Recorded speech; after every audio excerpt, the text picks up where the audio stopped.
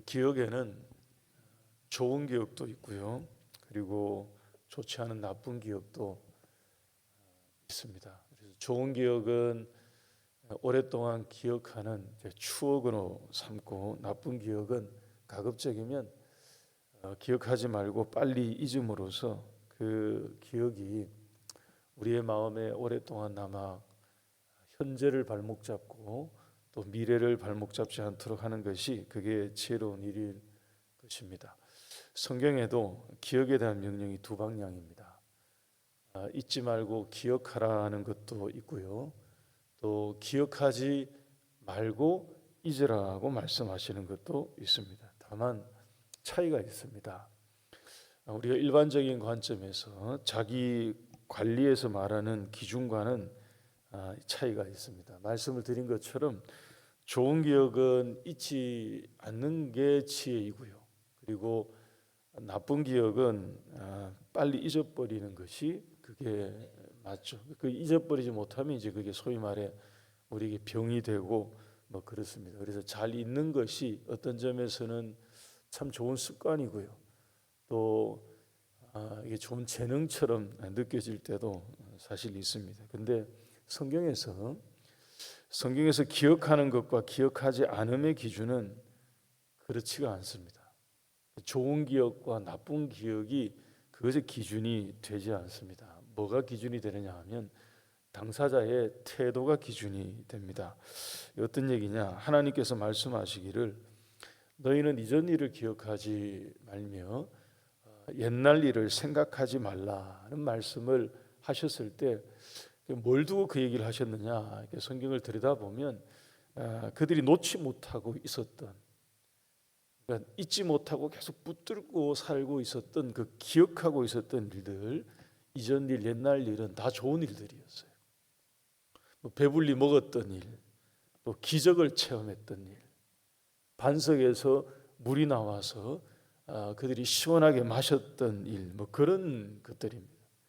굳이 말하지 않아도 오랫동안 기억해야 하는 좋은 추억들인데, 하나님께서는 그런 일들을 기억하지 말라고 애써 얘기하십니다. 이유가 뭐냐 하면 이 사람들이 자기들에게 그 좋았던 시쳇말로 그 리즈 시절이라고 말하는 그 시절에 계속 머물러 있는 거예요. 거기를 벗어나지 못하고 있던 그들의 태도 때문이었습니다.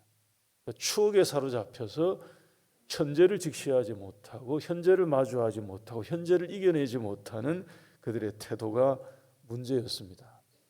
반대로 잊지 말고 기억하라고 하신 것도 동일한 이유 때문입니다. 그 뼈아픈 경험이 있고요, 또 잊을 수 없는 그런 사건이 있어서 그냥 가만히 냅두어도, 아무 말씀하지 않으셔도 그게 잊지 못할 교훈이 되었을 것 같은데, 그걸 자꾸 잊어버리는 것입니다. 그냥 아무 말씀하지 않으셔도 그 뼈아픈 경험이 참 경험이 되어서 잊지 않는 게 당연한데, 그걸 자꾸 잊어버리니까, 그래서 안 좋았던 그 기억을 하나님은 또 짓궂게 잊지 말라고 말씀을 또 하십니다. 우리가 지난주부터 지금 이 신명기 24장에 머물러 있습니다.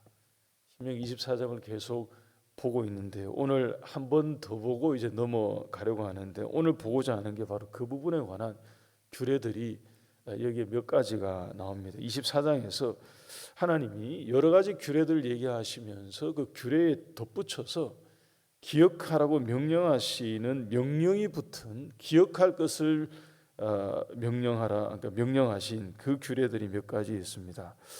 8절 9절에서 한번 나오고요, 9절에 보니까 있죠, 거기에. 그리고 17절 18절에서 또 한번 나옵니다. 18절에 있습니다. 그리고 19절에서 22절까지 22절 말씀에 또 한번 나옵니다. 여러분, 이 각각의 내용을 말씀하시고 여기에 기억하라고 얘기하신 이유가 다 다른 이유가 있는데, 첫 번째는 여러분, 일어난 사건을 기억하라고 하신 것입니다. 그들 가운데 있었던 사건을 말씀하시면서 그것을 기억하라고 얘기를 하십니다. 두 번째는 그들이 받았던 은혜를 기억하라고 말씀을 하고 계십니다. 그리고 세 번째는 이 사람들이 겪었던 처지를 얘기하세요. 그래서 사건, 그리고 은혜, 그리고 처지. 여기에는 섞여 있습니다.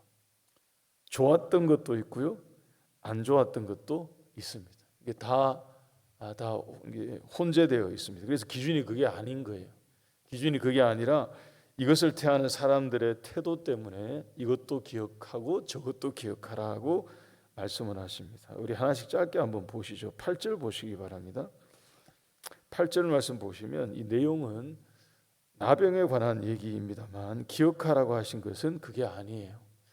너는 나병에 대하여 삼가서 레위 사람 제사장들이 너희에게 가르치신 대로 힘써 다 지켜 행하라는 말씀을 두 번이나 중복해서 얘기를 하십니다. 힘써 지키라 하는 말씀을 하시고 또 하셔요. 여기에 나오는 이 나병은 지금의 우리가 알고 있는 한센병을 얘기하는 게 아닙니다. 정확하게 번역이 될 만한 게 없었기 때문에 이렇게 나병, 한센병으로 번역을 했습니다만 전염성이 매우 강한 악성 피부병 종류를 얘기한 것으로 보여집니다. 나병은 전염병이 아니지 않습니까? 명확하게 말하면 이게 한센병은 아닌 겁니다. 여하튼 그런 이 전염성이 강한 질병에 걸렸을 때 하나님의 규례가 뭐냐 하면 공동체 전체의 정결을 위해서, 위생을 위해서 그 당사자는 일정 기간 동안에 제사장에게 먼저 확인받고 난 다음에 일정 기간 진영 밖에서 격리될 것을 율법에서 명령을 하셨습니다. 근데 사람들 중에서 그 제사장의 판단과 명령을 따르고 받고 싶지 않았던 사람들이 있었던 것으로 보입니다. 생각을 해보면 아마 그러지 않았었을까 싶습니다. 어떤 증상이 보이고 또 조짐이 보였을 때 율법의 규례를 그대로 따르면 먼저 제사장에게 가서 자기의 그 증상을 확인을 받고 난 다음에 제사장의 판단에 따라서 진영 전체의 정결을 위해서 밖으로 나가서 일정 기간 격리해야 되는 이 결정을 받지 않습니까? 본인이 생각할 때 자기 몸은 아무리 생각해도 문제가 없다고 생각할 수도 있죠. 이 정도는 실은 큰 어떤 그게 아니라고 생각할 수 있습니다. 그런데 제사장은 그렇게 결정을 안 하는 경우, 약간 다른 경우가 생길 수 있겠죠.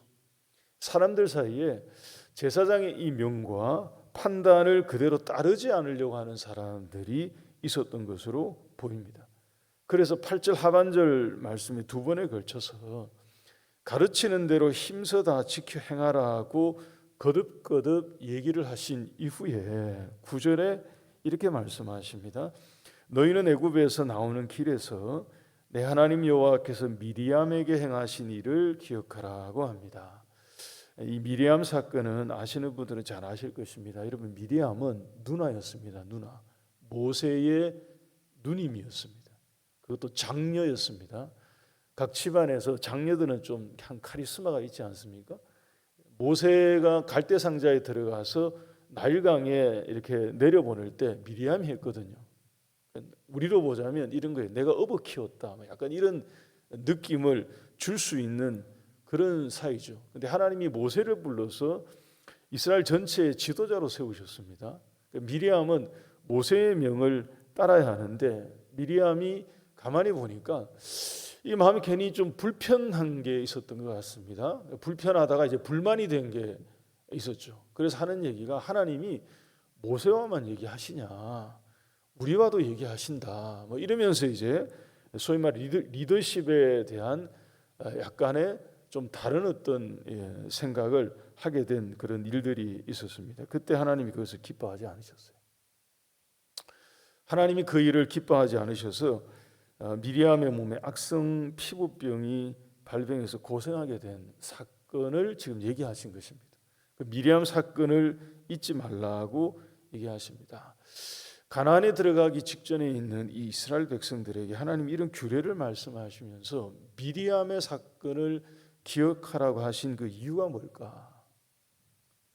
나병을 얘기하시고 실은 기억하라는 것은 그 나병이 아니고 미리암 사건을 얘기를 하셨거든요. 여러분, 여기에는 분명히 연관성이 있기 때문에 하나님이 말씀하신 하신 것입니다. 공동체 전체의 정결, 공동체 전체의 거룩을 지키는 데 있어서 지켜야 할 것을 반드시 지킴과 동시에 그 영적인 질서를 아울러 지킬 것을 명령하신 것입니다. 이 두 가지가 실은 연관되어 있음을 이 이스라엘 백성들에게 깨우쳐 알게 하시고, 그리고 가나안 땅에 들어가라고, 이것을 기억하라고 말씀을 하신 것입니다. 이게 첫 번째입니다. 두 번째 기억하라고 이 규례들에서 말씀하신 것은 받은 은혜에 관한 기억을 또 짚어주십니다. 18절을 한번 보십시오.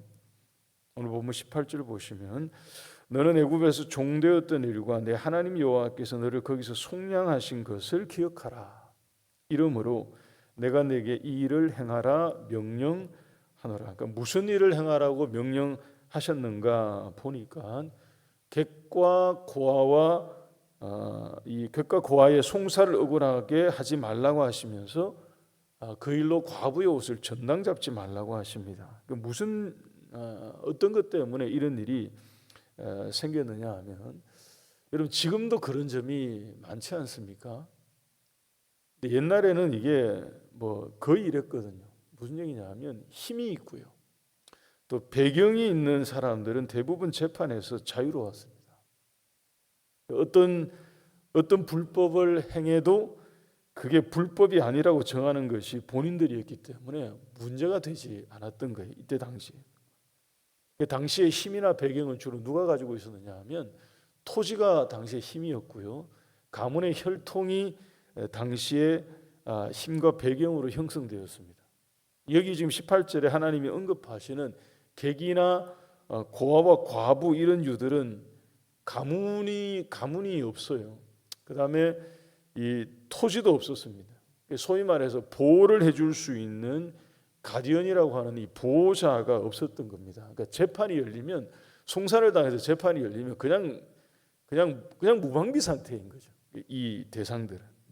이런 자들이 자기들보다 조금이라도 힘이 있는 사람과 어떤 이유 때문에 송사의 문제가 일어나게 되면 뭐 어떤 송사를 하더라도 말 그대로 하나마나인 것입니다.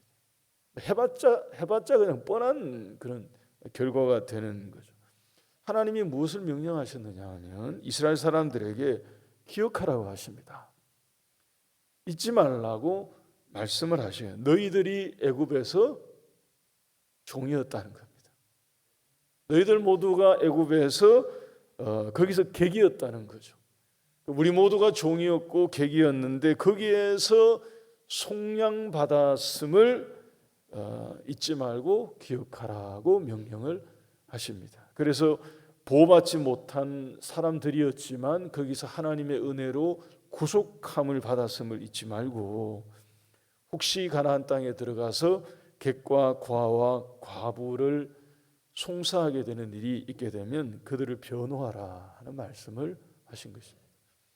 그들을 세상의 힘과 권세로부터 구원하라고 말씀해 주신 거예요. 이게 두 번째 기억하라는 말씀입니다. 그리고 세 번째 한 가지 더 우리 보죠. 19절 이하에 길게 나오는 이 남은 것을 남겨두는 관용, 배려에 관한 말씀을 주시면서 과거의 형편과 처지를 또 기억하라고 말씀하십니다. 밭에서 곡식이나 과일을 추수하다가 혹시 깜빡하고 남겨놓은 것이 있으면 객과 고아와 과부를 위해서 그냥 그거 던져두라고 하십니다. 그러면서 22절 말씀에 너는 애굽 땅에서 종되었던 것을 기억하고 이 일을 행하라고 했습니다. 그러니까 과거의 처지와 형편을 잊지 말고 현재 그러한 처지에 있는 사람들을 생각하라는 것이었습니다.